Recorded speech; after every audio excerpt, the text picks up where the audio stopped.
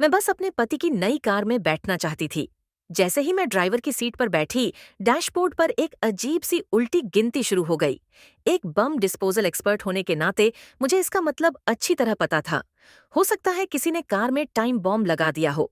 मुझे किसी से भी बेहतर पता था कि जब टाइम शून्य पर पहुंचता है तो क्या होता है। मैंने अपनी घबराहट पर काबू पाया और अपने पति को बाहर से कार चेक करने का इशारा किया। उन्हें लगा कि मैं मजाक कर रही हूं। जब तक उन्होंने स्क्रीन पर उल्टी गिनती को नहीं देखा, वे कार के नीचे देखने के लिए दौड़े। तभी ग्लव बॉक्स में एक लाल बत्ती चमकने लगी। मैंने ध्यान से एक कार्ड से उसकी जांच की, ये सुनिश्चित करने के लिए कि कोई तार जुड़ी तो नहीं है। अंदर एक सर्किट बोर्ड पड़ा था। मैं पीछे की सीट पर बैठे अपने दोनों बच्चों की ओर मुड़ी और उनसे कहा कि वे बिल्कुल भी न हिले। मेरे पति ने मुझे कार के नीचे से एक तस्वीर भेजी। एक नजर डालते ही मेरा पूरा शरीर ठंडा पड़ गया। ये एक TM-62 एंटी टैंक माइन थी। ये चीज किसी भारी टैंक को आसानी से तबाह कर सकती थी। ग्लव बॉक्स में लगे सर्किट बोर्ड की अचानक मुझे समझ आई का माइक्रो रिएक्शन कंट्रोल पैनल था। कार के वजन में जरा भी बदलाव होता तो हमारा पूरा परिवार खत्म हो जाता। समय तेजी से बीत रहा था।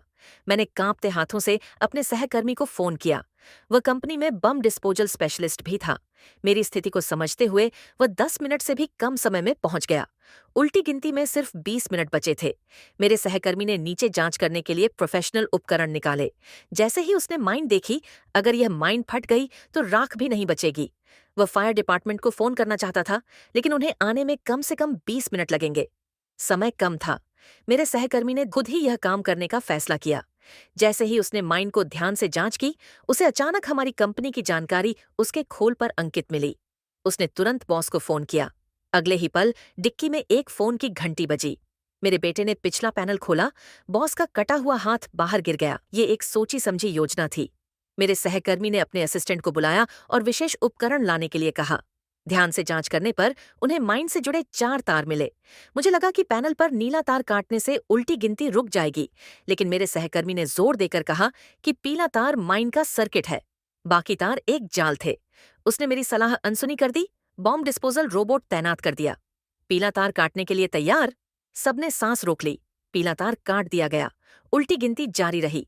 बस 1 मिनट बचा था। मेरे सहकर्मी ने प्लायर पकड़ा और कार में रेंग कर घुस गया।